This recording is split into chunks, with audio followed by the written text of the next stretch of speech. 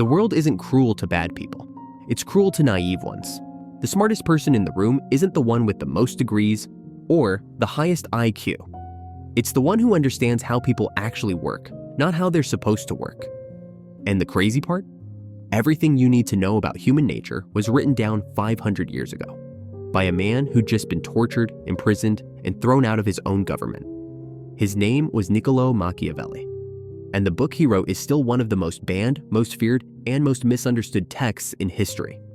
Today I'm breaking down 7 of his most ruthless principles, the ones that don't just make you smart, they make you hard to fool, hard to manipulate, and hard to keep down.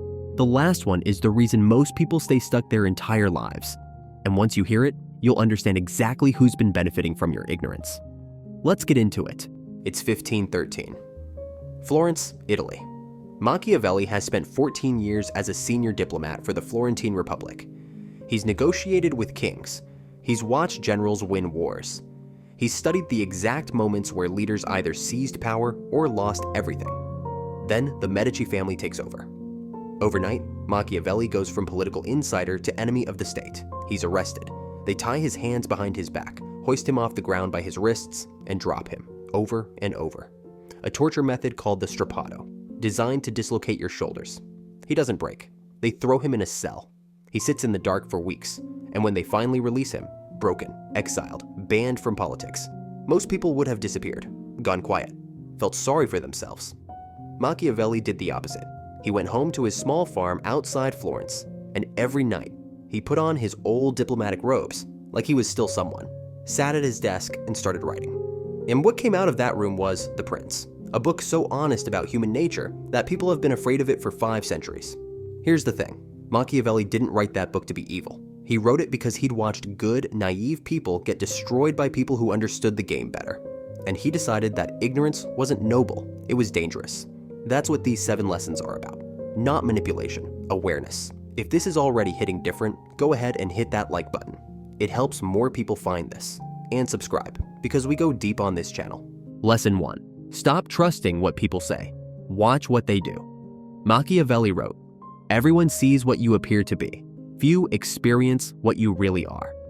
He understood something most people don't figure out until they've been burned 3, 4, 5 times. Words are free. Anyone can say them. "I'd never do that to you. I've got your back. You're my priority." Those sentences cost nothing to produce. Here's what actually reveals a person: their behavior when it's inconvenient, when helping you costs them something, when no one's watching, when they're stressed, tired, or angry. That's the real person. Daniel Kahneman, the Nobel Prize-winning psychologist, spent decades studying how humans make judgments. And what he found is brutal. We are wired to take people at face value. Our brains run on shortcuts. Someone smiles, seems warm, says the right things, and our system one brain goes, safe, trustworthy, good. No deeper analysis, no pattern check, just vibes. And that's exactly how people get played. Not by enemies, by people who know how to perform. The fix is simple but uncomfortable. Stop listening so much. Start watching. Track what people do over weeks and months, not what they promise in a single conversation. When someone tells you who they are, believe them. But when someone shows you who they are, that's the data that actually counts. Lesson 2. Being liked is a trap. Being respected is a strategy. This is probably Machiavelli's most famous and most misunderstood idea. He wrote, "It is better to be feared than loved if you cannot be both." Now, people hear that and think it means be a tyrant, be cold, intimidate everyone. That's not what he meant. What Machiavelli observed over and over in courts and councils and battlefields was that leaders who chased approval got eaten alive. They made weak decisions to stay popular. They avoided necessary conflict. They let bad behavior slide because confrontation felt uncomfortable. And eventually, the people they were trying to please didn't even respect them. Modern psychology backs this up completely. Dr. Harriet Breaker called it the disease to please, the compulsive need to be liked that slowly erodes your boundaries, your identity, and your self-respect. Here's what actually happens when you prioritize being liked. You say yes when you mean no. You laugh at things that aren't funny. You tolerate behavior that crosses your lines. And the people around you, they don't love you for it. They learn that you're easy to push around. Respect works differently. Respect comes from consistency, from standards, from being someone whose yes means yes, and whose no means no. You don't earn respect by being harsh. You earn it by being honest, even when honesty isn't comfortable. Try this. Next time someone asks you to do something and your gut says no, say no. Don't explain. Don't apologize. Just, I can't do that. Watch how people start treating you differently. Not worse, differently, with more care. Lesson 3. Your inner circle is either building you or burying you. Machiavelli wrote, "The first method for estimating the intelligence of a ruler is to look at the men he has around him." This wasn't a casual observation. He saw it play out in real time. Leaders who surrounded themselves with flatterers made catastrophic decisions. Leaders who kept honest, capable people close, they adapted, they survived. Robin Dunbar, the evolutionary psychologist, found that humans can only maintain about 150 meaningful relationships. And within that, your true inner circle, the people who actually shape your thinking, is maybe 5 to 10 people. That's it. 5 to 10 people are building the lens you see the world through. So here's the question that should keep you up at night. Are those 5 people making you sharper? Or are they keeping you comfortable? Because comfortable and growing don't live in the same house.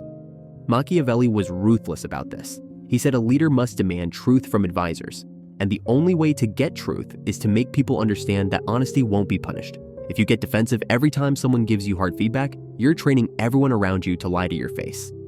And the thing about being surrounded by liars, you're always the last one to know. Audit your circle, not with paranoia, with clarity. Ask yourself, who in my life tells me what I need to hear, not just what I want to hear? Those are the people to keep close. Everyone else is scenery. Lesson 4. Stop showing all your cards. Machiavelli watched diplomats negotiate for years, and the pattern was always the same. The ones who talked the most, revealed the most, and explained themselves the most. They lost, every single time. He understood something about human nature that most people resist. Information is currency. And every time you overshare, your plans, your emotions, your next move, you're handing people ammunition for free. This isn't about being secretive or fake. It's about being strategic with what you reveal and when. Think about the last argument you had. How much of what you said actually needed to be said? And how much was you reacting? Defending yourself? Explaining yourself? Trying to make someone understand? Here's the psychology behind it. When you over-explain, you signal insecurity. You're telling the other person, I need your approval for my decision. And that shifts the power dynamic instantly. Now they're the judge, and you're the one on trial. Chris Voss, former FBI lead hostage negotiator, teaches the same principle. In high-stakes negotiations, the person who talks less controls the conversation because silence creates pressure, and pressure makes the other person reveal their hand. The fix: before you speak, ask yourself, does this need to be said? Does this need to be said by me? Does this need to be said right now? If the answer isn't yes to all 3, stay quiet. Silence isn't weakness, it's control. Lesson 5. Learn to read the room before the room reads you. Here's a line from Machiavelli that doesn't get quoted enough. Men are so simple and so subject to present necessities that he who seeks to deceive will always find someone who will allow himself to be deceived. Read that again. He's not celebrating deception. He's warning you about your own blind spots. Most people walk into rooms, meetings, parties, conversations, and they're entirely focused on themselves. How do I look? What should I say? Do they like me? Am I being weird? Meanwhile, they're missing everything. The body language, the tone shifts, the micro expressions, the person who smiles at you but tenses up when you succeed, the friend who only calls when they need something, the colleague who agrees with you publicly and undermines you privately. This is where Machiavelli's thinking overlaps with modern neuroscience. Dr. Matthew Lieberman at UCLA found that our brains have an entire neural network dedicated to reading social situations. But most people never develop it because they're too trapped in their own anxiety to observe what's actually happening. The skill isn't paranoia, it's attention. Start small. Next conversation you're in, spend the first 2 minutes just observing. Don't plan what you're going to say. Watch their eyes. Listen to what they emphasize. Notice what they avoid talking about. The gaps in what people say tell you more than the words ever will. Real quick, if this is making you see things differently, hit that like button. It tells YouTube to push this to people who need it. Lesson 6. Adapt or get destroyed. There is no third option. Machiavelli wrote one of the most powerful metaphors in political philosophy. One must be a fox to recognize traps, and a lion to frighten wolves. A fox without strength gets eaten. A lion without cunning walks straight into traps. You need both, and most people only develop one. Some people are all lion. They're aggressive, direct, forceful, and they get blindsided constantly because they never see the setup coming. They think every problem can be solved with more intensity. Other people are all fox. They're careful, calculated, strategic, but they never act. They overthink until the opportunity disappears. They see the trap, but they're too afraid to roar.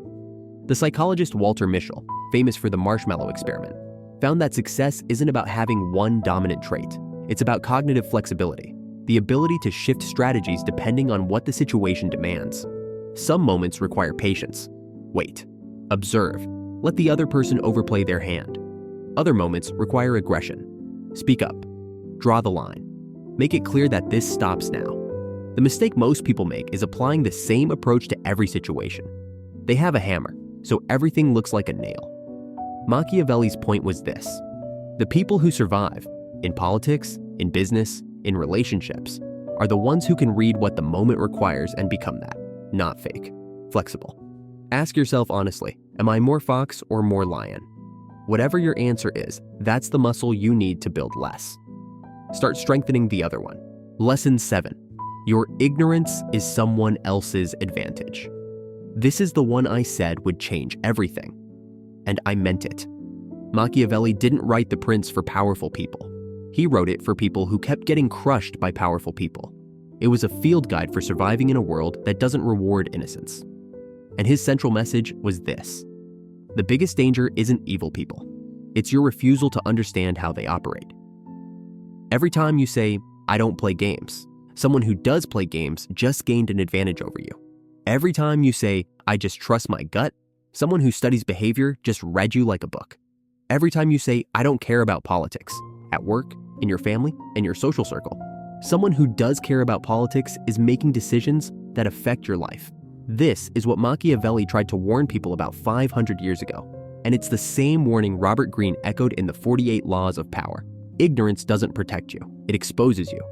Dr. Jean Twenge's research on generational psychology shows that younger generations are reporting higher levels of anxiety, manipulation in relationships, and social confusion than any previous generation. And a huge part of that is because no one teaches this stuff. We teach math, we teach history. We don't teach people how to read a room, set a boundary, or recognize when they're being played. That's what Machiavelli was trying to fix. Not by making you cynical, by making you clear. The world has rules. Some of them are written, most of them aren't. And the people who thrive are the ones who bother to learn the unwritten ones. So here's your move. Stop being proud of your naivety. It's not noble. It's not pure. It's a liability. Read, observe, study how people actually behave, not how you wish they'd behave. That's not becoming cold. That's becoming competent. Machiavelli wasn't a villain. He was the first person honest enough to write down what everyone in power already knew, so people like you and me wouldn't have to learn it the hard way. If this hit you, share it with someone who needs to hear it. Hit that like button, subscribe, and I'll see you in the next one.